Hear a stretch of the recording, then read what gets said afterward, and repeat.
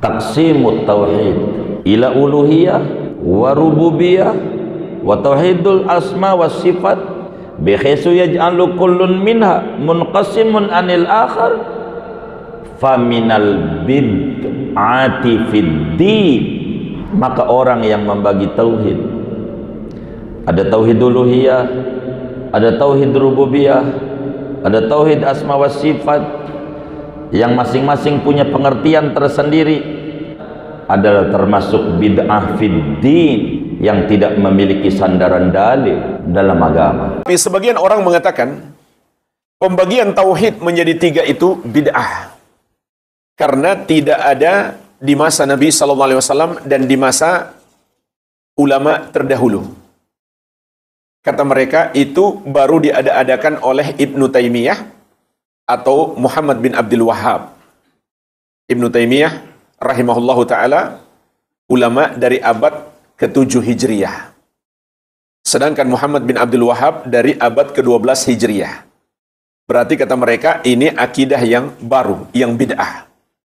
Maka ini adalah syubhat. Bagaimana membantah syubhat ini? Ada beberapa bantahan.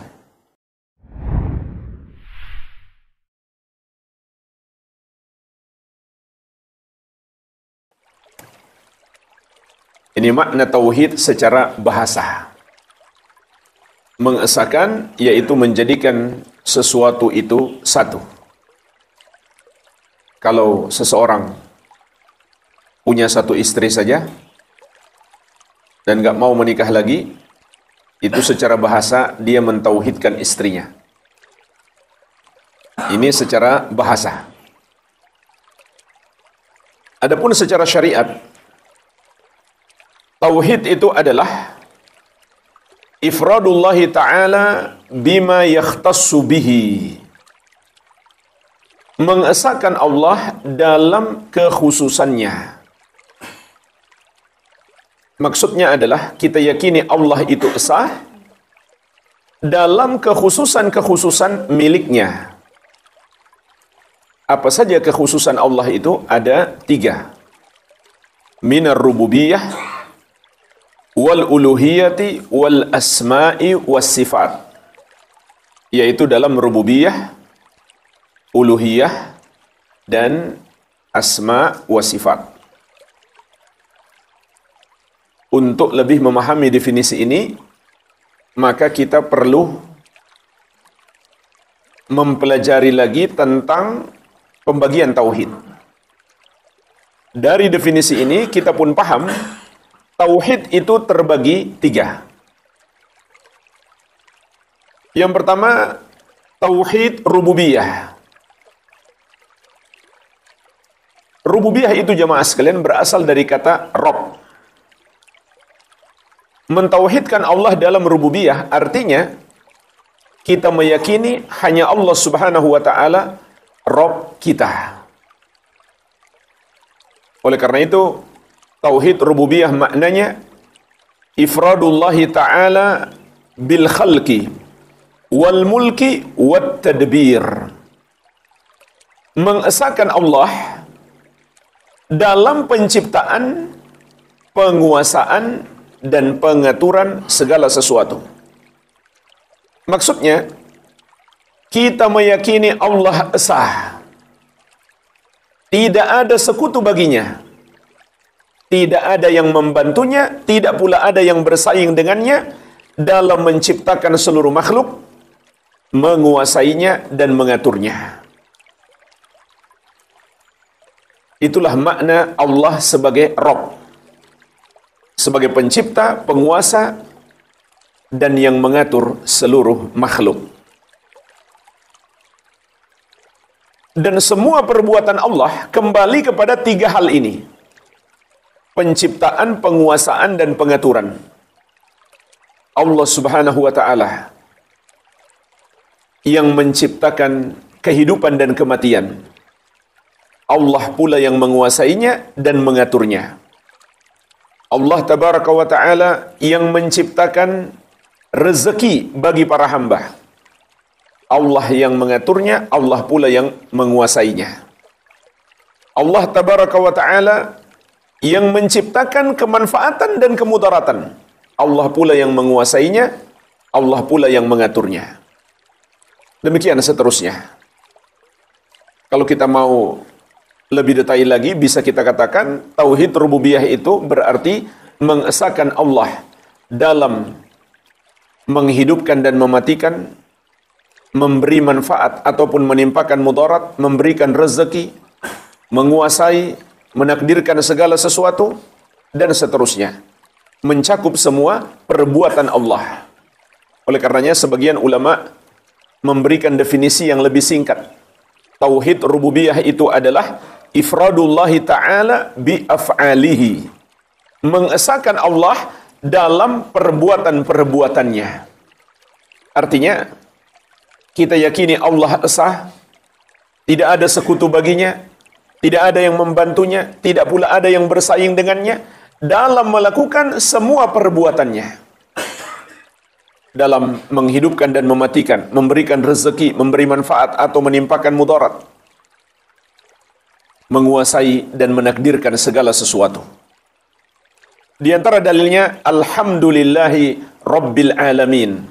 Segala puji hanya milik Allah, Rabb seluruh makhluk. Rabb itu maknanya yang terkumpul padanya 3 sifat. Al-khalqu wal mulku wa tadbir. Yang mencipta, menguasai dan mengatur. Sedangkan al-alamin adalah seluruh makhluk. Oleh karenanya jemaah sekalian, ayat ini memberi pelajaran penting kepada kita bahwa yang berwujud itu hanya ada 2. Yang pertama, Allah Subhanahu wa taala sebagai Rabb, sebagai pencipta, penguasa dan pengatur. Yang kedua, makhluknya yang dia ciptakan, yang berada dalam kekuasaan dan pengaturannya. Tidak ada zat yang ketiga.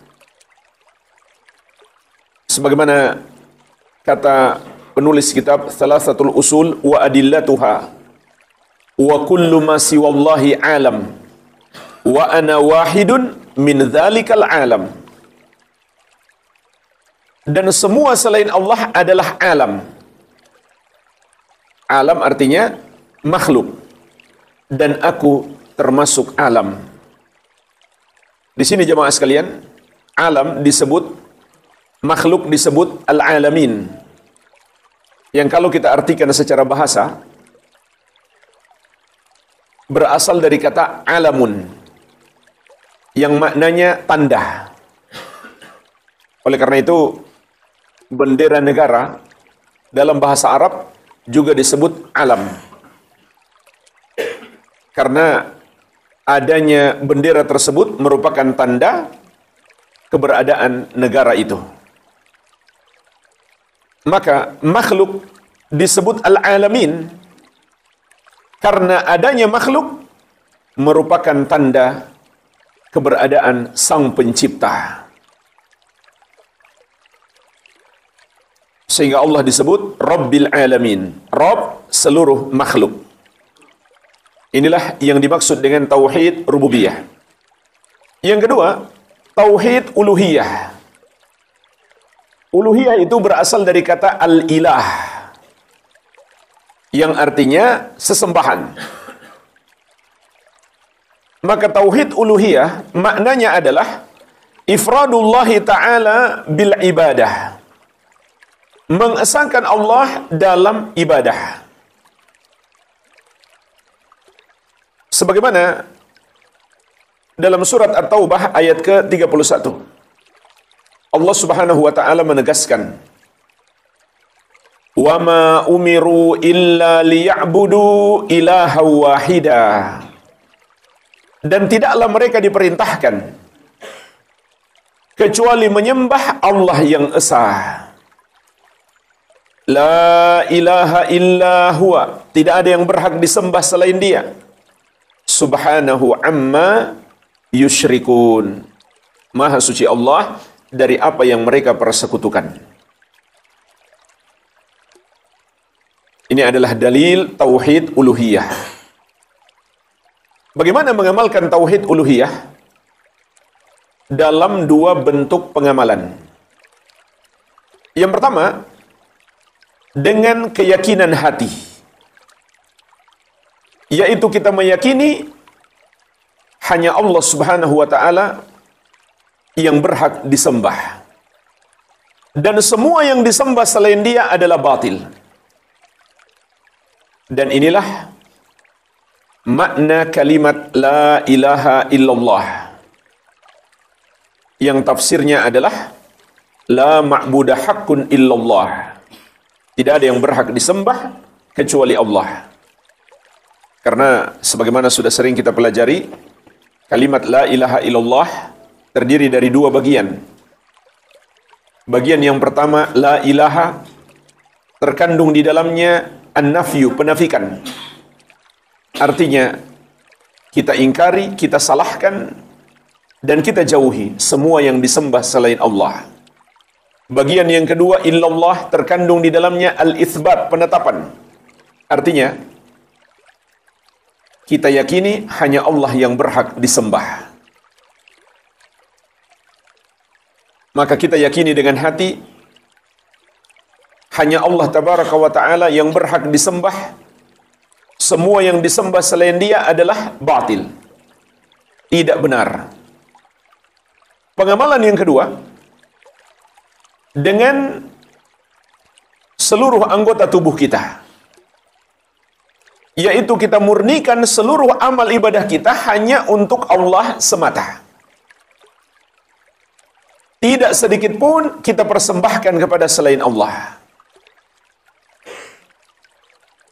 Sebagaimana juga perintah Allah dalam surat Al-An'am, Qul inna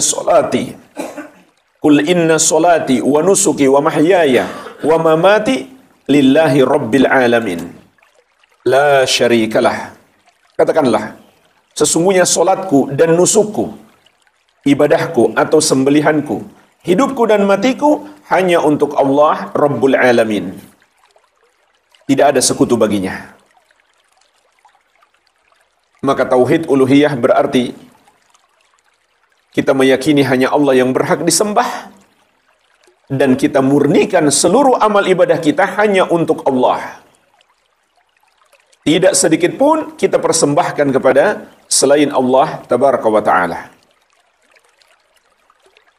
Dan di surat Al-Hajj ayat ke-62, Allah Subhanahu wa Ta'ala juga menegaskan, "Dzalika bi anna Allah huwal haqq wa anna ma yad'una min dunihi huwal batil wa anna Allah huwal aliyyul kabir."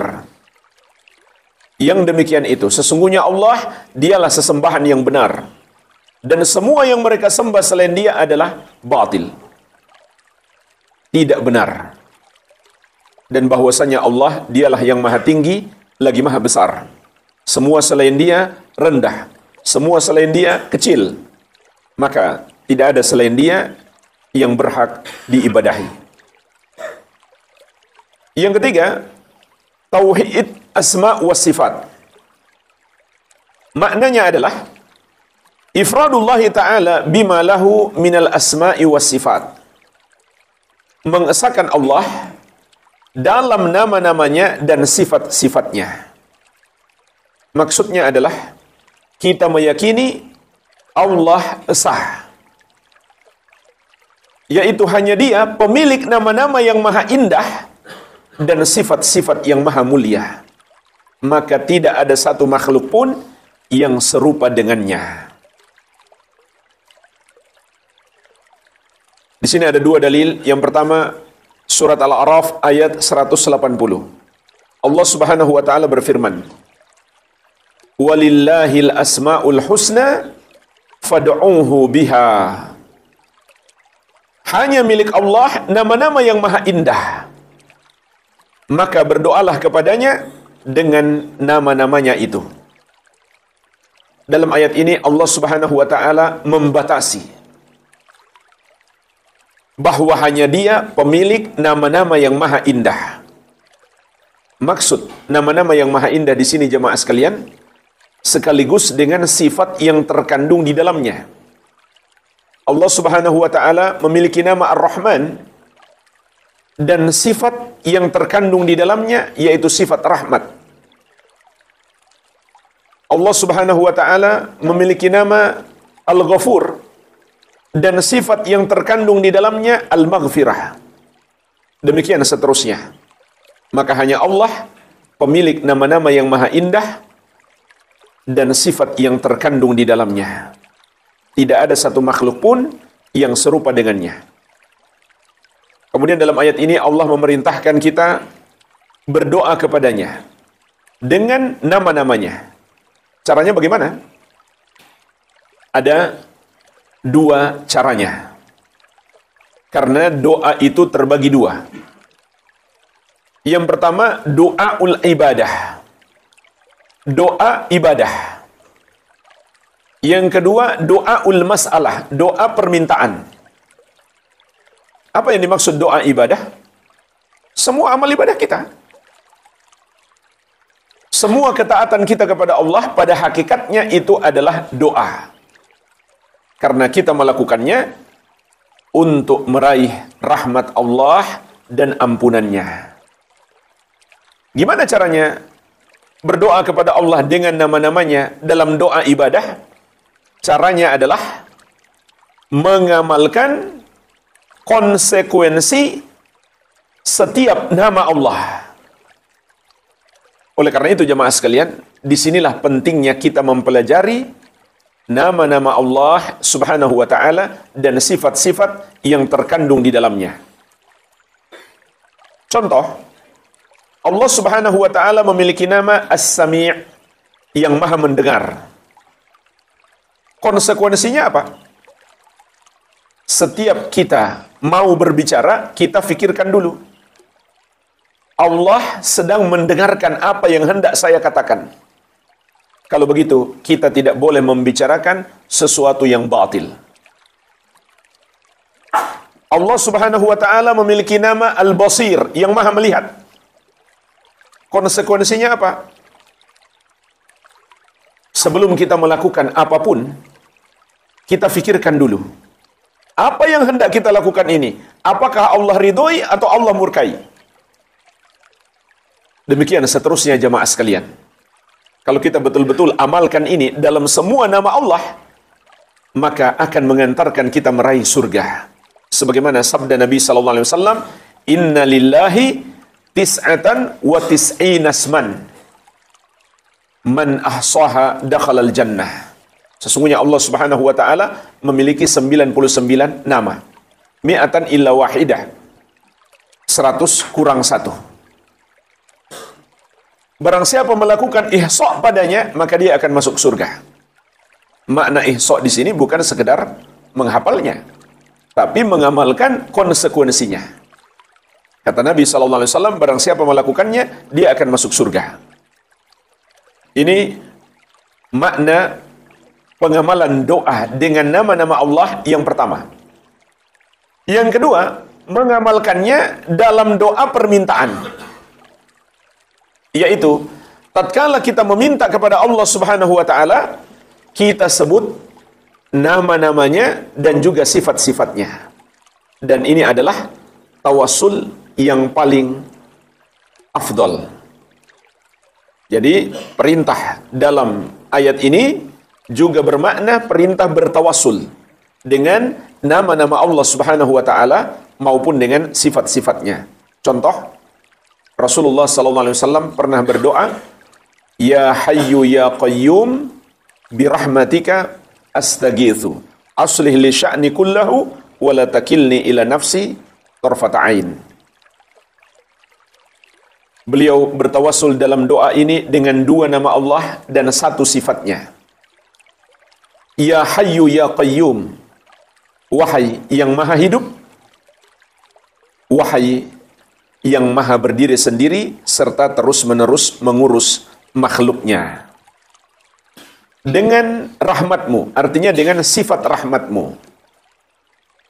Jadi bagaimana cara beliau bertawassul? Memanggil Allah dengan menyebut harfun nida, ya. Kemudian nama Allahnya tidak menggunakan alif lam, tidak pula menggunakan tanwin. Jadi seperti itu cara bacanya. Ya Hayyu. Jangan kita baca Ya Al-Hayyu atau Ya Hayyun. Ya Qayyum. Jangan dibaca Ya Al-Qayyum atau Ya Qayyumun. Demikian seterusnya. Ar-Rahman berarti dibacanya menjadi Ya Rahman. Ar-Rahim berarti menjadi Ya Rahim. Kecuali nama Allah itu sendiri, maka itu tidak berubah. Tetap dibaca Ya Allah. Atau bisa juga dibaca Allahumma. Atau contoh lain, nama Allah itu disebut di akhir. Seperti dalam doa Nabi Ibrahim alaihissalam. Di surat Al-Baqarah ayat 128. Rabbana waj'alna muslimaini laka wa min dzurriyyatina ummatan muslimatan laka wa arina manasikana wa tub 'alaina innaka antat tawwabur rahim. Wahai Rabb kami, jadikanlah kami berdua, yaitu Ibrahim dan Ismail alaihima afdhalus salati wassalam, sebagai dua orang muslim kepadamu. Begitu pula anak keturunan kami, umat yang muslim kepadamu, yaitu yang selalu tunduk patuh kepadamu.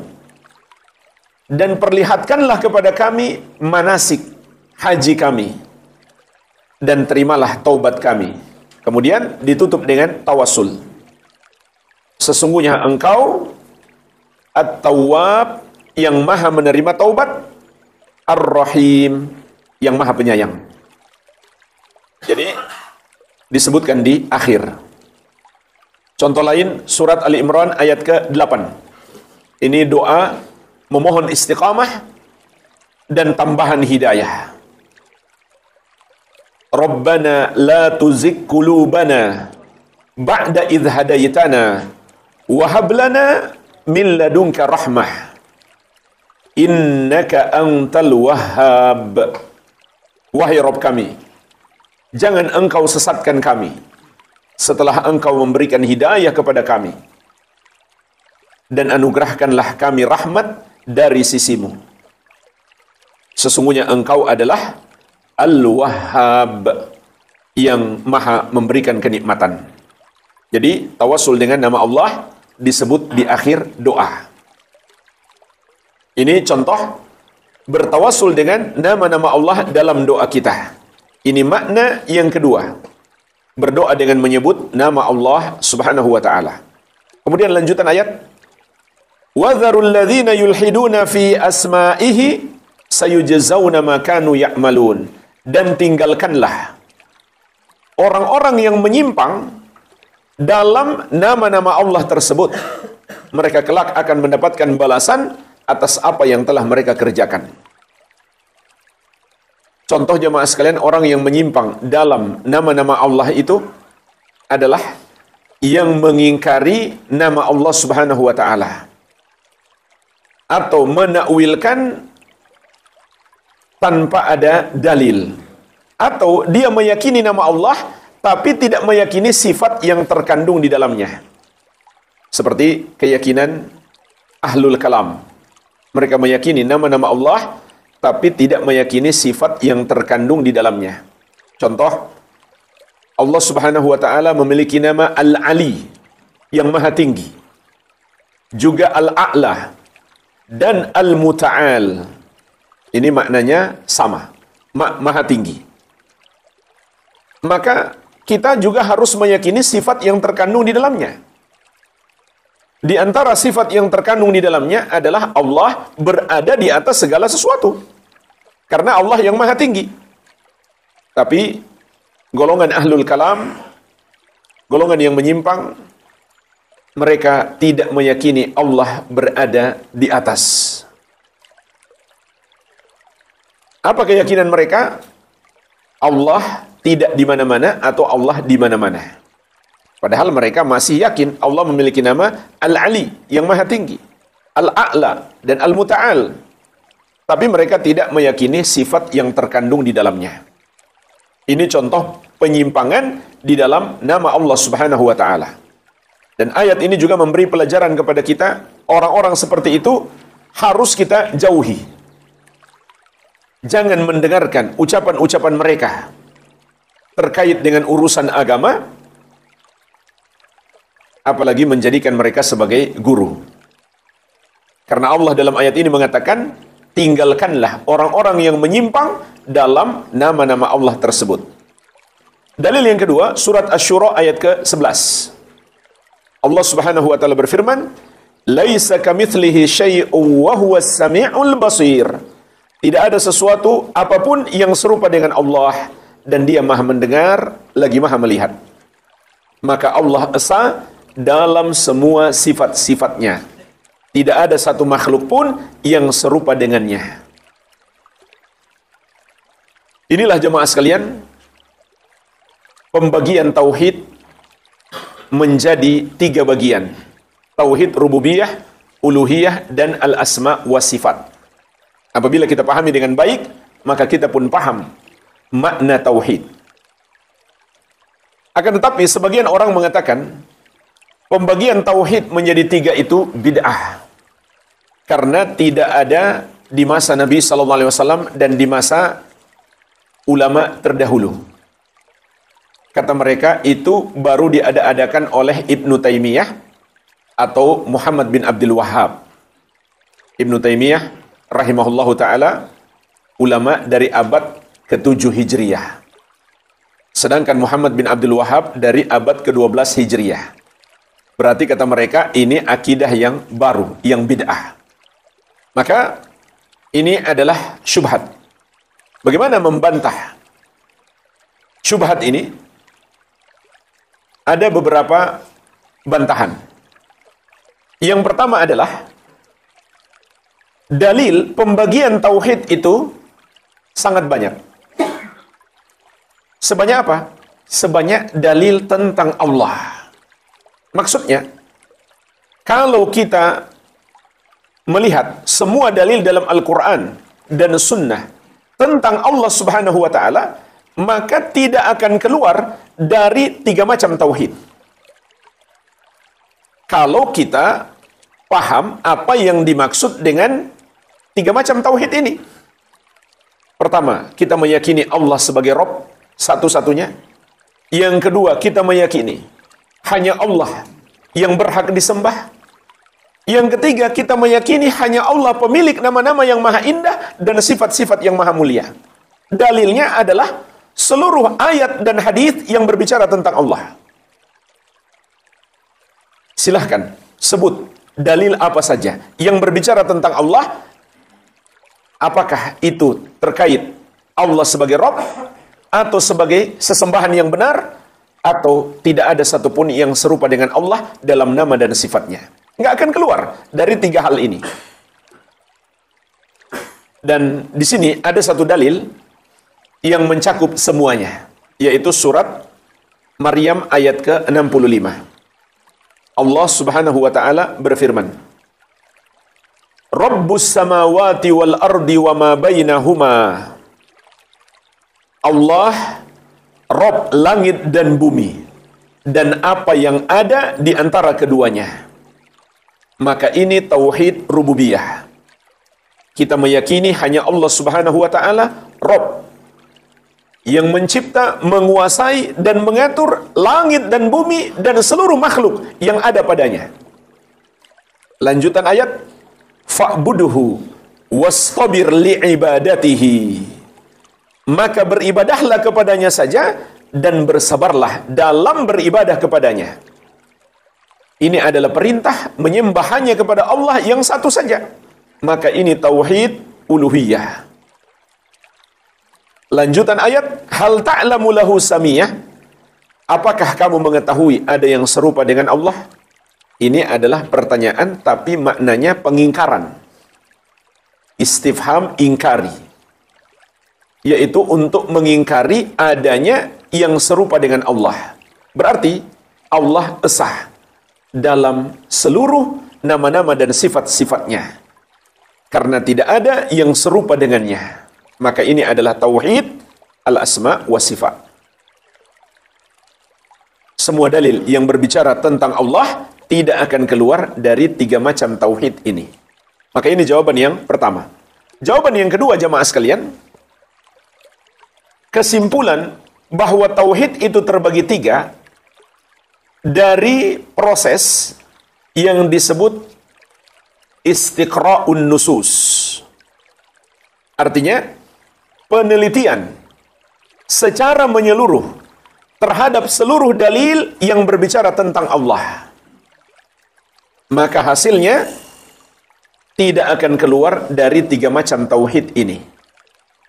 Dan proses yang sama dilakukan oleh para ulama dalam banyak hal. Contoh dalam penetapan hukum menjadi 5. Halal, haram, wajib, sunnah, dan makruh. Dari mana ulama berkesimpulan hukum itu ada 5? Dari proses apa tadi? Istiqra'un nusus. Pengumpulan dan penelitian secara menyeluruh. Tidak menyisakan satupun dalil yang berbicara tentang hukum. Maka ayat atau hadis apa saja yang berbicara tentang hukum nggak akan keluar dari 5 hal ini. Apakah wajib atau sunnah, halal atau haram, atau makruh. Tidak ada satu ayat pun yang mengatakan hukum itu terbagi 5. Tidak ada satu hadis pun yang mengatakan hukum itu terbagi 5. Tapi itu disimpulkan dari seluruh ayat dan hadis yang berbicara tentang hukum. Dan tidak ada satupun ulama yang mengatakan pembagian hukum menjadi 5 itu adalah bid'ah. Kalau kita mengatakan pembagian tauhid menjadi 3 adalah bid'ah, berarti pembagian hukum menjadi 5 adalah bid'ah. Karena prosesnya sama dan kesimpulannya pun sama. Ini jawaban yang kedua. Jawaban yang ketiga, jamaah sekalian, sesungguhnya para ulama terdahulu juga sudah memberi kesimpulan ini. Bukan baru saja ditemukan oleh Ibnu Taimiyah atau Muhammad bin Abdul Wahhab. Di antaranya kita nukilkan di sini akidahnya Imam Abu Hanifah yang wafat tahun 150 Hijriah. Dan 2 orang murid beliau, yaitu Imam Abu Yusuf wafat tahun 182 Hijriah dan Imam Muhammad bin Al-Hasan Asy-Syaibani wafat tahun 189 Hijriah. Akidah mereka dinukil oleh Imam Abu Ja'far At-Tahawi yang wafat tahun 321 Hijriah. Rahimahumullahu ta'ala rahmatan wasi'ah. Jadi mereka semuanya wafat jauh sebelum kelahiran Ibnu Taimiyah, apalagi Muhammad bin Abdul Wahhab. Beliau menyebutkan sebagaimana dalam akidah Tahawiyah, naqulu fi tauhidillahi mu'taqidina bi taufiqillahi. Dengan taufik dari Allah Azza wa Jalla, kami berpendapat bahwa dalam mentauhidkan Allah Azza wa Jalla, maka kami meyakini innallaha wahidun la syarikalah. Sesungguhnya Allah Azza wa Jalla yang Maha Esa, tidak ada sekutu baginya. Ini mencakup 3 macam tauhid. Esa dalam rububiyah, esa dalam uluhiyah, dan esa dalam al-asma wa sifat. Kemudian beliau merinci, wala syai'a mithluhu, dan tidak ada yang serupa dengan Allah. Maka ini tauhidul asma wa sifat. Wala syai'a yu'jizuhu, dan tidak ada yang dapat melemahkan Allah. Maka ini tauhid rububiyah. Hanya Allah yang maha kuasa, yang maha perkasa, yang maha kuat, yang mengatur segala sesuatu, maka tidak ada yang dapat melemahkannya. Wala ilaha ghairuhu, dan tidak ada yang berhak disembah selainnya. Maka ini tauhid uluhiyah. Kemudian Imam Ibnu Battah Al-Ukbari wafat tahun 387 Hijriah, menyebutkan dalam kitabnya Al-Ibanah, anna aslal iman anna aslal iman billahi alladhi yajibu 'alal khalqi i'tiqaduhu fi itsbatil iman bihi salasatu asya'. Bahwasannya pokok keimanan kepada Allah Subhanahu wa taala yang diwajibkan atas hamba untuk diyakini dalam penetapan iman kepadanya ada 3 macam. Ahaduha, yang pertama, ayya'taqidal abdu rabbaniyatahu. Hendaklah seorang hamba meyakini rabbaniyah Allah Subhanahu wa taala. Rabbaniyah itu bahasa lain daripada rububiyah. Sama-sama dari akar kata yang sama, yaitu Rob. Maka ini adalah tauhid rububiyah. Liyakuna bidzalika mubayyinan limadhhabi ahli ta'til alladzina la yuthbituna sani'an. Agar dengan itu, yaitu dengan tauhid rububiyah, keyakinan seorang mukmin berbeda dengan para pengingkar yang tidak meyakini adanya pencipta. Seperti orang-orang ateis, komunis, dan semisalnya. Wasani, yang kedua, ayya'taqida wahdaniyatahu. Hendaklah seorang hamba meyakini wahdaniyah Allah Subhanahu wa taala. Wahdaniyah yang dimaksud di sini sama dengan uluhiyah. Yaitu kita meyakini hanya Allah yang berhak disembah dan kita murnikan ibadah kita hanya untuknya. Maka ini tauhid uluhiyah. Liyakuna mubayyinan bidzalika madzahib ahli syirki alladzina aqarru bisani wa asyraku ma'ahu fil ibadati ghairahu. Agar dengan itu, yaitu dengan tauhid uluhiyah, keyakinan seorang mukmin berbeda dengan ajaran-ajaran para pelaku syirik yang mengimani adanya pencipta namun menyekutukannya dalam ibadah dengan selainnya. Wasalith, yang ketiga, an ya'taqidahu mausufan bis sifat allati la yajuzu illa an yakuna mausufan biha. Hendaklah seorang hamba meyakini bahwa Allah Ta'ala disifati dengan sifat-sifat yang tidak boleh disifatkan kecuali hanya bagi Allah semata. Maka ini tauhid al-asma was sifat minal ilmi wal qudrah wal hikmah wasairi ma wasafa bihi nafsahu fi kitabihi. Di antaranya sifat ilmu, qudrah, hikmah, dan semua sifat yang dia sifatkan untuk dirinya di dalam kitabnya. Maka kesimpulannya, pembagian tauhid menjadi 3 sudah dibicarakan, sudah disimpulkan para ulama sejak dahulu. Ini jamaah sekalian paling tidak 3 jawaban terhadap syubhat orang yang mengatakan pembagian tauhid menjadi 3 adalah bid'ah. Walhamdulillah, mungkin ini saja yang bisa kita bahas. Assalamualaikum warahmatullahi wabarakatuh. Sampai jumpa kembali di World Islam Channel.